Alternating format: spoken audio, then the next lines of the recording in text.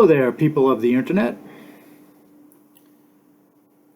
This will be the first in a series that I'd like to call the Advisor's Minute. Now, this series was inspired by something in my other life, scouting life. I have been a scoutmaster for a local troop for the past 7 years. And I was inspired by something we do at the end of every meeting. At the end of every meeting that we have weekly, I come up with what's called a Scoutmaster's Minute. And usually it consists of a little antidote for the day, perhaps a story with a moral, something that the boys can think about, something, usually a twist ending, something that evokes a feeling or an idea. Then I ask some questions, and I ask them to think about it till the next time we meet. Maybe something that might change their perspective. So I'm hoping to do that for you with the Advisor's Minute. And the first one I'd like to share comes from one of my fellow advisors at Portfolio Medics, and it's called The Pot Roast Story. Now, the pot roast story is about a boy who was watching his mother cook one evening. He was sitting at the kitchen table doing his homework, and he noticed that while his mom made the pot roast, just before she put it in the oven, she cut off the ends and discarded them. So he questioned her and said, "Mom, why do you cut off the ends of your pot roast before you put it in the oven?" And she says, "Oh, well, that's the way I was taught how to prepare a pot roast. You know, your grandmother taught me this when I was learning to cook. So maybe you should ask her. I really don't know why we do that." So he thought about that, and next time he saw his grandma, he asked her, he says, "Hey, Grandma, you know, I was watching Mom make pot roast the other day, and she said she learned the recipe from you." So Grandma says, "Yes." He says, "Well, I have a question about the preparation of the pot roast. Why do you cut off the ends before you put it into the oven?" So the grandma says, "Well, I'm not quite sure."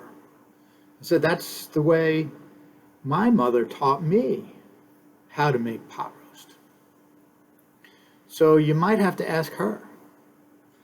Well, fortunately for the boy, his great-grandma was still alive. So when he got home, he rung her up on the telephone.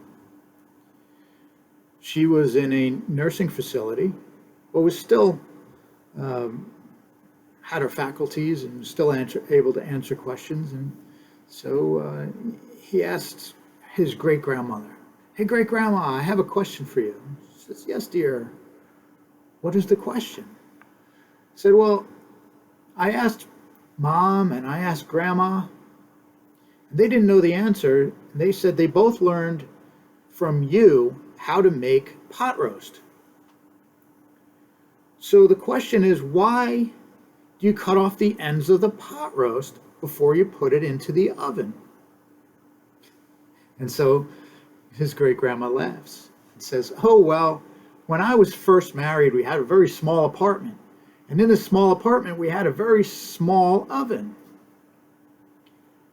And so I couldn't fit a normal-sized pot roast into the oven.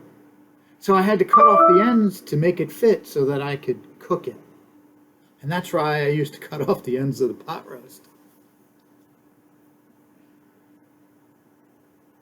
So as we can see, like the pot roast recipe, sometimes the reasoning for why we do things may be historical, maybe for a reason that doesn't really make sense any longer. Or it's really out of habit. So my question to you is, are there things in your life that you're doing that may be out of habit, that may have had a reason in the past, but maybe don't seem to have a reason today?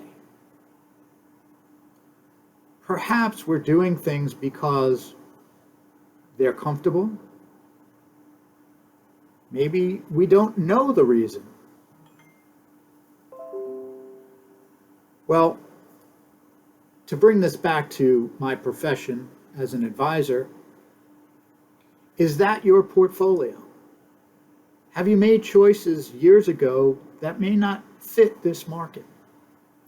Are there things that we're doing in our investing lives that may need a change to fit with today?